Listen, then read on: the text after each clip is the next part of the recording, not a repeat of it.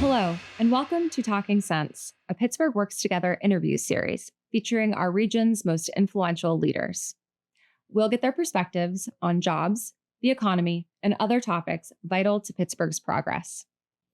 I'm Doris Nagy, and on today's episode, I speak with Doug Heuck, founding editor and publisher of the Pittsburgh Quarterly. Doug has spent more than 40 years covering the Pittsburgh area and has earned numerous national, state, and local writing awards. He shares powerful stories from his career in journalism and how Pittsburgh has evolved throughout the years. We hope you enjoy this insightful and informative discussion. Doug, thank you so much for joining us today. You've been covering Pittsburgh's economic landscape for years. Can you give us a snapshot of where the city was economically when you launched Pittsburgh Quarterly?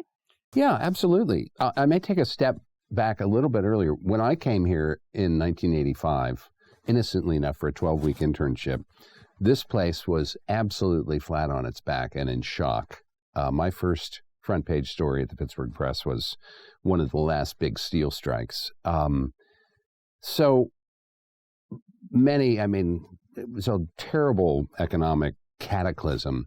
By the time I started Pittsburgh Quarterly 20 years ago, and I spent 20 years at the newspapers, at the Press and Post-Gazette, had been business editor there at the Post-Gazette. So I had a kind of a front row seat for a lot of things that have happened here.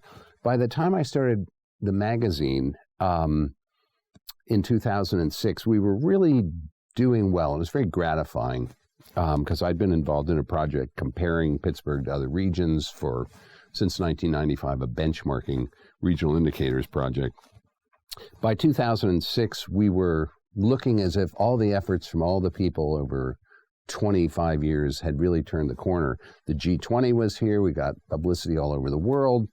And then with the Great Recession, we were one of the few areas that came out of that really strong because of the Marcellus Shale and because our banks had been relatively conservative. So when we started the magazine, things actually looked good relative to other places and way better than they had been. So that's the way it was then. We had been through a circumstance that no other area really had been through. And the number of people, civic leaders, and in those days, we had a really strong cast of civic leaders, corporate civic leaders. When somebody came to town and they were head of, like Paul O'Neill, who became Treasury Secretary and who was a good friend, head of Alcoa, as he described to me, when he came to Pittsburgh, some other CEO put his arm around him and said, "This is the way we do things here. We get involved." And that was the way it was then. Anyway. Well, Pittsburgh has gone through major transformations, which you sort of touched on here, from steel to healthcare, education, and tech. What do you see as some of the defining moments that have shaped the economy in Pittsburgh today? Well, in my view, there's clearly one defining moment, an era. Henry Hillman, who was the seminal investor in creating Kleiner Perkins and which gave rise to Silicon Valley, was ringing the alarm bell here in the 70s, saying we have to diversify out of these heavy industries, and he did. When the 80s came, steep recession in 1983, a very deep one. And I just helped edit a book that the RIDC is going to publish early this year. And though I thought I had understood, and I did, what happened in the early 80s, the number of layoffs were staggering. 10,000 from this plant this week, 13,000 from this plant, big, heavy steel, 18,000. There's no place that has gone through anything like this, and that was the defining moment. It led to the exodus of 300,000, mainly young people, for greener pastures, which has had the ripple effects that we're seeing now. It changed us almost overnight from this thriving industrial juggernaut that dove into a recession and came roaring back and led the U.S. economy and often the world industrial economy to a place that was older, almost one of the oldest places overnight, a much more stable but much, much weaker economy.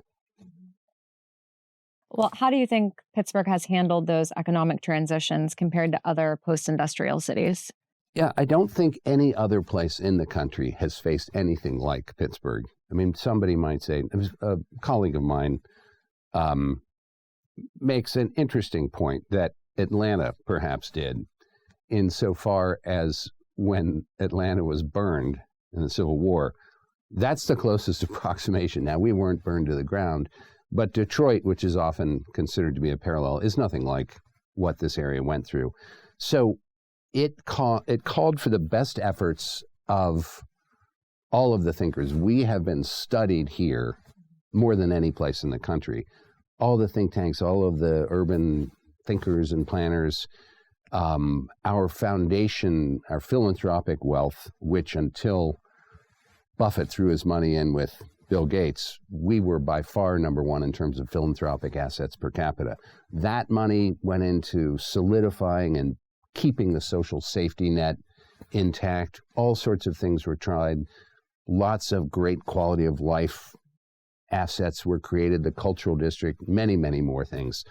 So we've done well for a long period of time, again, with a lot of efforts from a lot of people and a lot of fronts, but we haven't solved the problem, the economic problem that no other place faces. And it's not an easy problem to solve, and that is the demographics, which are our main problem right now. Right. And that said, there's been a lot of discussion about Pittsburgh's ability to attract and retain talent.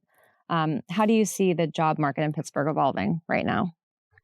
Well, there used to be a lot of effort being placed on what we call talent, attracting and retaining, and there really isn't right now. A lot of the groups are, the Allegheny Conference is not doing that as to the extent that they used to. Our circumstance here is how we're doing economically. As I mentioned, I had run this and created this benchmarking. It was the third regional indicators project in the country. Boston Foundation had one, Silicon Valley had one, and Pittsburgh. We started one in 1995 when I was at the Post-Gazette working with editor John Craig.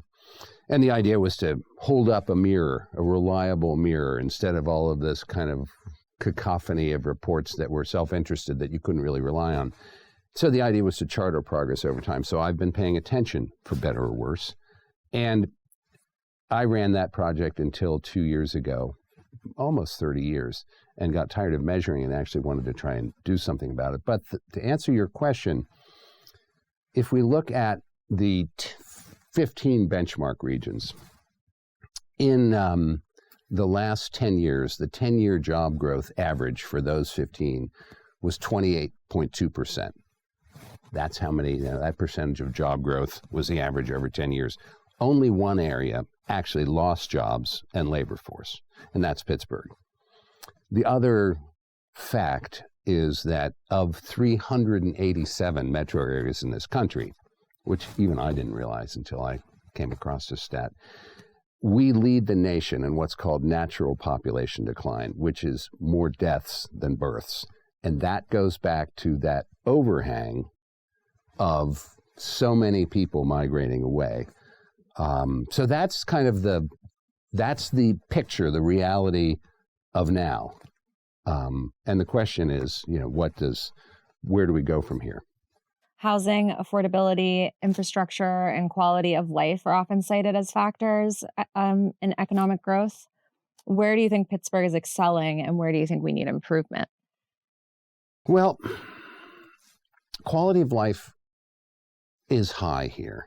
I mean, it's a great place to live. As I mentioned, I came here innocently enough for 12 weeks, and I'm coming up on 40 years in July. So it's a very high quality of life.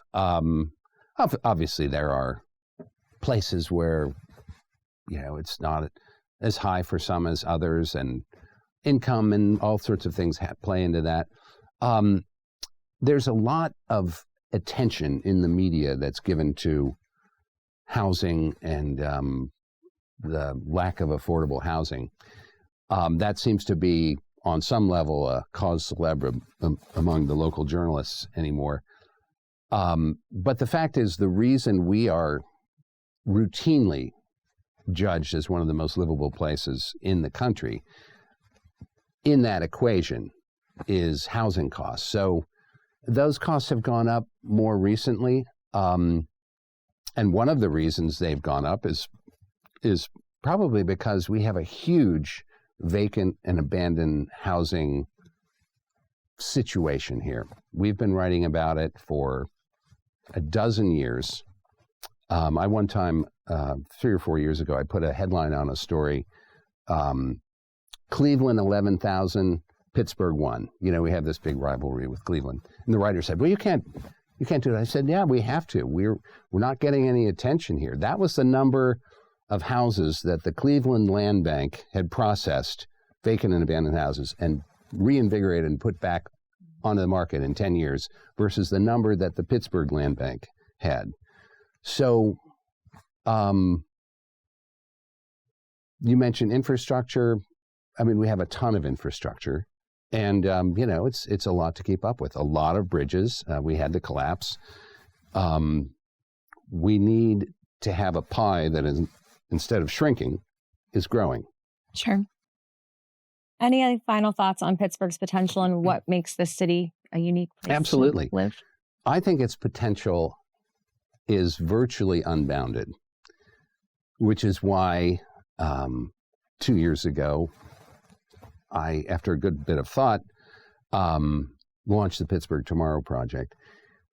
This area, I almost feel that it's inevitable, though I don't think it is inevitable because it will take effort, and a concerted effort, and a good bit of change. But there's so much here that we have to work with. I mean, look at the geographic situation. We are in a place that's climatically resilient in the face of what everybody says is coming, where the West is going to heat up and dry up in the South, et cetera. We're near the big population centers, but we have a really nice, smallish quality of life. We have a social fabric here. The reason we are perennially the lowest in crime of all the big cities in the U.S. is because we have a social fabric that actually works here. People care about each other. We have the eds and meds. We have this incredible natural playground with mountains and rivers.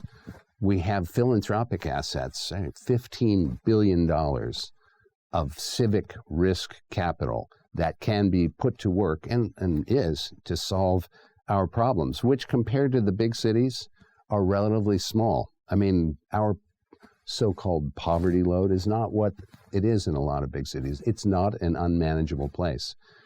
And there's a history of this place overcoming things and really having a pioneering spirit. So there's so many assets that I think we just need to put the puzzle pieces together in a really bold, innovative way. Absolutely. Well, Doug, thank you so much for sharing what you've shared with us thus far. And I know we'll have you back to talk a little bit more about Pittsburgh Tomorrow. Great. Thank you. Stay tuned for the next episode with Doug, where we do delve a little deeper into Pittsburgh Tomorrow.